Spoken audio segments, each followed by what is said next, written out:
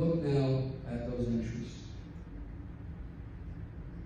And take a look at the flagship hotel entry. Notice the transaction date is July 14th.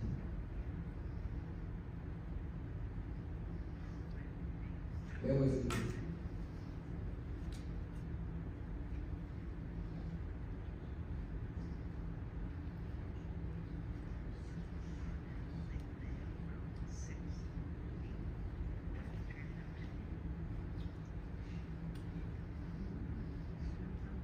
And the DA hangs his hat on this tape. I called with witnesses the flagship hotel. And I spoke to the manager in the flagship hotel very recently. And the manager, who I befriended over the phone, looked up the stay of Mrs. Eller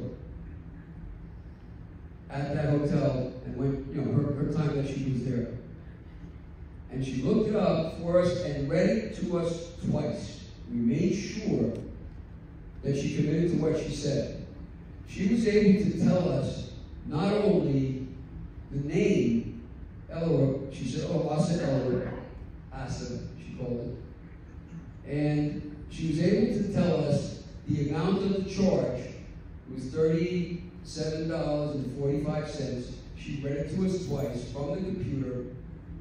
And she said, yes, they stayed here from July 17th to July 23rd.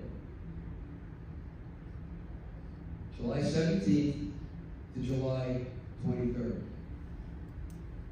And she had no reason to lie to me or to make a mistake, and tried to make sure she told us the right thing by having her repeat it. And she read it right off their computer. If that's true, if her records are correct, then the district attorney is not correct. And Eller was not there away on July 9th, July 8th, July 7th, July 6th, July 10th, all the way up to July 17th. She wasn't there in Atlantic City at that hotel. Now, the district attorney drew his information based on his own affidavit from this document that you see, and from Mrs. Eller herself, who confirmed it for you. If what this manager read to me was true, and this just happened, if that's true, and Mrs. Eller, her children, were not in Atlantic City when they claimed to be, somebody lied to the district attorney. And nobody in his office checked it out. We were able to check it out. I'm a private person.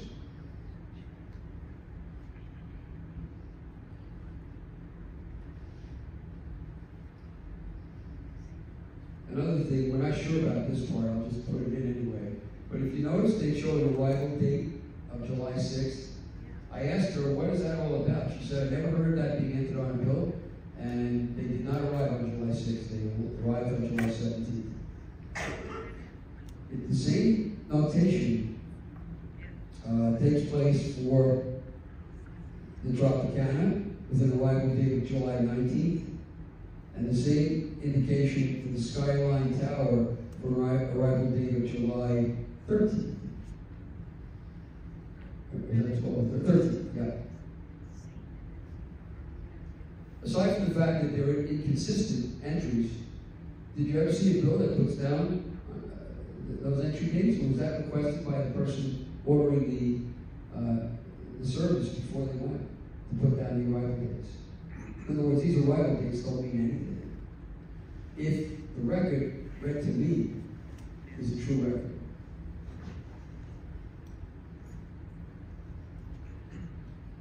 seller and her daughter belong in the circle of suspicion.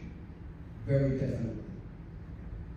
Their heirs, the district attorney speculates that these heirs may have fallen off the daughter and the wife onto Mr. Horgan and then fell on these bodies. Yeah, that's a nice guess, but it's a guess. But I'm not guessing at what I just told you. That's what was said to me on the record.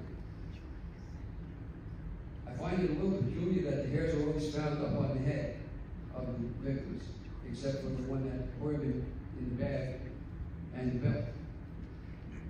Why is that? Was there a touching of the head with another head? In those cases, that's a possibility. I'm not saying that's it, that's the case. But these things need to be considered. They are important. They belong in the circle of suspicions, especially because they told the DA a story that wouldn't match the record.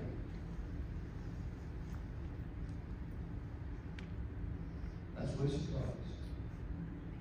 I think it's a pretty powerful one.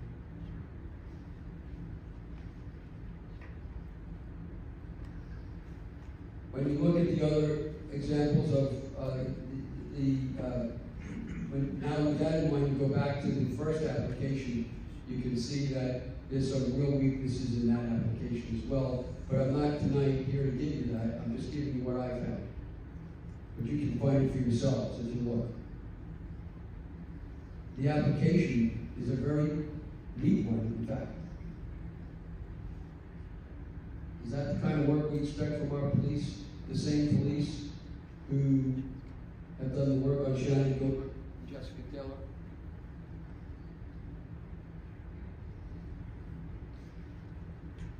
Now,